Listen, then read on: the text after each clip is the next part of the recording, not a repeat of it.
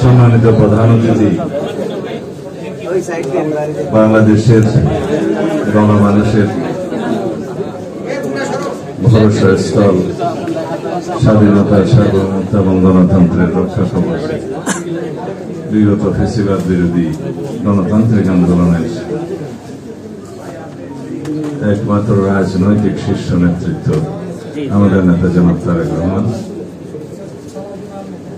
আমার পুরাতন বন্ধু কবি, বিপ্লবী কবি মোহন রায়হান সভাপতি, এখনো দেখলে বিশ্ববিদ্যালয়ে মহসিনুল বারান্দায় পদচারণা করছে মনে হয় প্রিয় কবি রেজাউদ্দিন স্টাইলিন, সম্মানিত সকল কবি সাহিত্যিক বৃন্দ, সাংবাদিক বন্ধুগণ, আসসালামু আলাইকুম। এখানে আপনারা সবাই কবি, আমি একমাত্র গদ্যকার।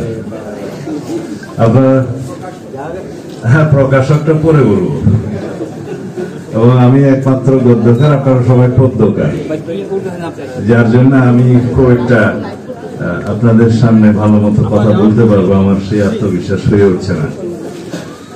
হ্যাঁ, বিপ্লবী কবি মোহন রায়হান বললেন আমি ওনার একটা কবিতার বই প্রকাশ করে দিয়েছিলেন, এই জন্যই বলছে প্রকাশক, এবং বলছিলেন যে আপনি অমর হয়ে গেলেন আমার বই প্রকাশ করে।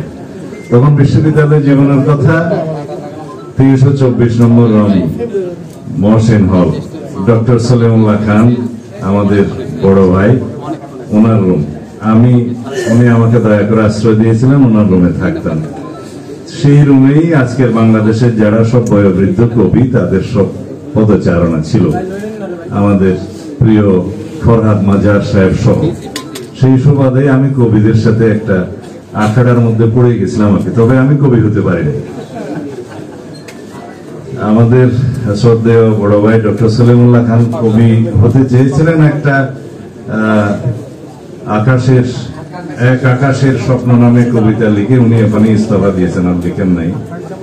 তবে তিনি যা হতে চান তাই হতে পারতেন, যা হতে চাননি তাও হয়ে গেছেন, এবং কন্টেম্পোরারি এই বাংলাদেশে ওনার চেয়ে মেধাবী এবং জ্ঞানী মানুষের দেখা অন্তত আমি পাইনি। যাই হোক, তিনিও বিগত ফ্যাসিবাদ বিরোধী আন্দোলনে খুব দৃঢ় ভূমিকা রেখেছেন এবং সেটা পরিধান আপনারা সবাই জানেন।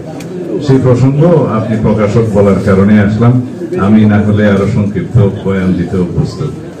যাই হোক, আজকে যে এখানে আপনারা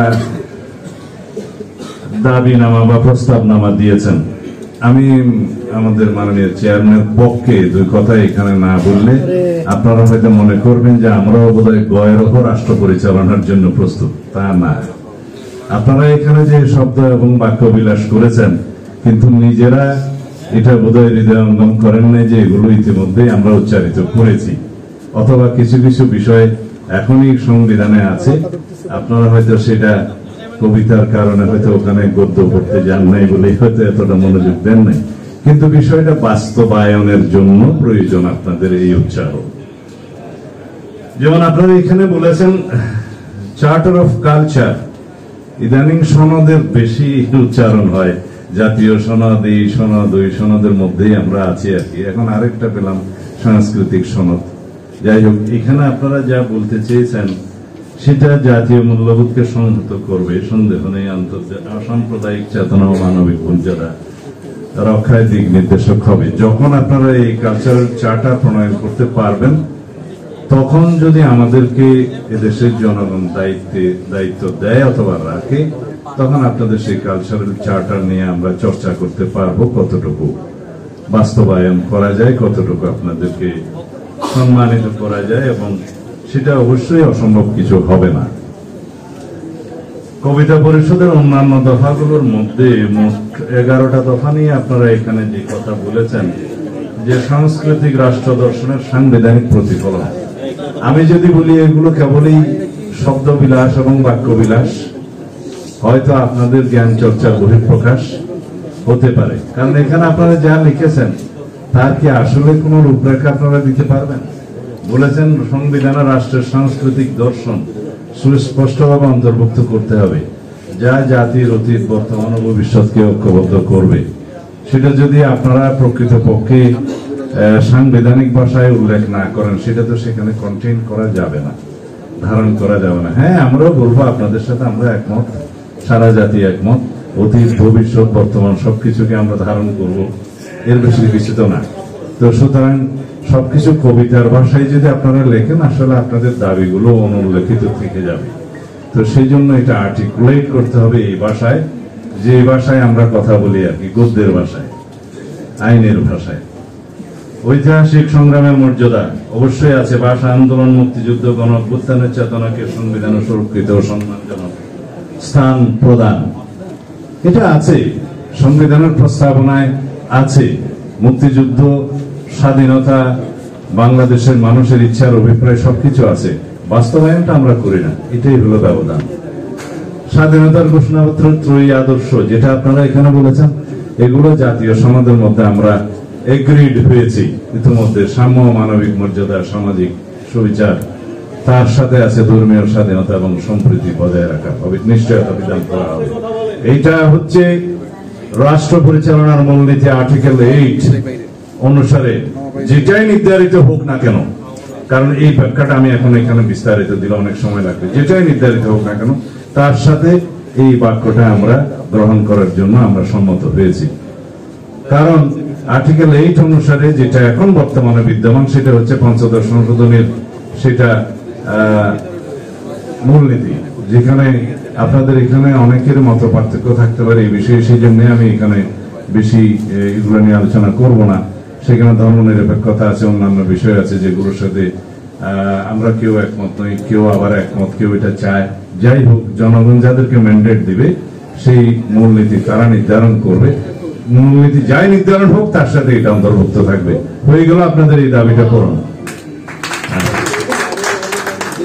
অর্থনৈতিক বৈষম্য হ্রাস ও সার্বজনীন সুরক্ষা, এখানে আপনারা যা লিখেছেন আমাদের মাননীয় চেয়ারম্যান সাহেবের বিষয়ে অবশ্যই বলবেন যদি এই কাগজটি ইতিমধ্যে আপনার কাছে থাকে। এখানে বেকার ভাতা, স্বাস্থ্য বীমা, প্রবীণ ও মাতৃত্বকালীন সহায়তা সহ সামাজিক সুরক্ষা, সার্বজনীন ব্যবস্থা প্রণয়নের যে দাবি, ন্যায্য কর নীতি, কর্মসংস্থান, সামাজিক ন্যায় বিচার নিশ্চিত করার দাবি আপনারা দিয়েছেন। আপনারা নিশ্চয়ই আমাদের নেতার বক্তব্য বিভিন্ন সময় শুনে থাকবেন। এই যে হেলথ কার্ড ইস্যু করার জন্য যে ঘোষণা আমাদের 31 দফার নিরিখে দেওয়া হয়েছে, সেটা উনি বিস্তারিত পরিকল্পনা প্রণয়নের জন্য, এখানে ডক্টর পাভেল আছেন, ওনাকে সহ আরো অনেককে সহ সেই কর্ম পরিকল্পনা, বিশদ কর্ম পরিকল্পনা প্রণয়ন করা হচ্ছে। তার মধ্যে একটাই জনমানুষের জন্য আমরা উচ্চারণ করেছি, আমাদের চেয়ারম্যান সাহেব বলেছেন, তা হচ্ছে যে হেলথ কার্ড দেওয়া হবে, অন্তত পক্ষে প্রাইমারি হেলথ কেয়ার। আমার এই বাংলা শব্দগুলো আসতেছে না, আমাকে একটু ক্ষমা করবেন, কারণ আপনারা তো এখানে সব বাংলা বিষয়। প্রাইমারি হেলথ কেয়ারকে নিশ্চিত করার জন্য রাষ্ট্র সেই নিশ্চয়তা বিধান করার জন্য, এমনকি সেই রাইটটাকে আমরা ফান্ডামেন্টাল রাইটস অন্তর্ভুক্ত করার জন্য এখন উদ্যোগ নেব। তবে একটা বিষয় আছে যে ফান্ডামেন্টাল রাইটস এ অন্তর্ভুক্ত হয়ে গেলে যে কোনো নাগরিক সেটা আবার করার জন্য, বাস্তবায়নের জন্য কোর্টে যেতে পারে, সেটা রাষ্ট্রের অর্থনৈতিক সামর্থ্যের উপর নির্ভর করে। সেই জন্য কিছু বিবেচনা করে কোন পর্যায়ের জন্য রাখা যায় সেটা দেখা হবে। সেটা আমাদের চেয়ারম্যান সাহেব ইতিমধ্যে বিভিন্ন বক্তৃতায় বলেছেন, বেকার ভাতার বিষয়ে বলেছেন। তারপরে বেকার ভাতা কি পরিমাণ দেওয়া হবে সেটা পরে নির্ধারণ হবে, কিন্তু কতদিন পর্যন্ত, কত বছর পর্যন্ত দেওয়া হবে, কোন লেভেল থেকে দেওয়া হবে সেটা উনি বলেছেন। এবং বলেছেন যে রেশন কার্ডের মতো ফ্যামিলি কার্ড দেওয়া হবে, কত লক্ষ পরিবারকে আমরা প্রাথমিকভাবে দেব সেটা আমাদের অর্থনৈতিক সামর্থ্যের উপর নির্ভর করে, এবং সেই পরিবারের, যে পরিবার দেওয়া হবে সেই পরিবারের মহিলা হবেন সেটার মালিক। এইভাবে অন্যান্য যেগুলো আপনারা লিখেছেন ইতিমধ্যে সেগুলো আমাদের পক্ষ থেকে পূরণ হয়ে গেছে। বাকিগুলো হচ্ছে যে রাষ্ট্রীয় পর্যায়ে আসবে, সেটা আইনি এবং সাংবিধানিক ভিত্তিতে। সাংস্কৃতিক ঐক্যের সেতু, অসাম্প্রদায়িক চর্চা, এগুলো নিশ্চয় আপনারা শুনেছেন। এই যে ধর্মীয় সম্প্রীতি এবং ধর্মীয় স্বাধীনতা নিশ্চিত করা হবে এর মধ্যে আছে। তারপরে গণতান্ত্রিক সংস্কার, আইনের শাসন, মত প্রকাশের স্বাধীনতা রক্ষা, অবাধ ও সুষ্ঠু নির্বাচন, আইনের সমান প্রয়োগ। আপনারা সংবিধানের আর্টিকেল 36, 37, 38 and 39 পড়ে দেখবেন, নিশ্চয়ই আপনারা জানেন। সেখানে চলাচলের স্বাধীনতা, সমাবেশের স্বাধীনতা, কথা বলার স্বাধীনতা সহ স্পেশালি আর্টিকেল 39 বলা আছে চিন্তা এবং বিবেকের স্বাধীনতা নিশ্চিত করিবে, subject to the reasonable restriction imposed by the laws, এটা বলা থাকে। এবং এই রিজনেবল রেস্ট্রিকশনটা ইম্পোজ হলো কিনা সেটা ডিসাইডেড হবে in the judicial. News desk, দৈনিক অন্যধারা।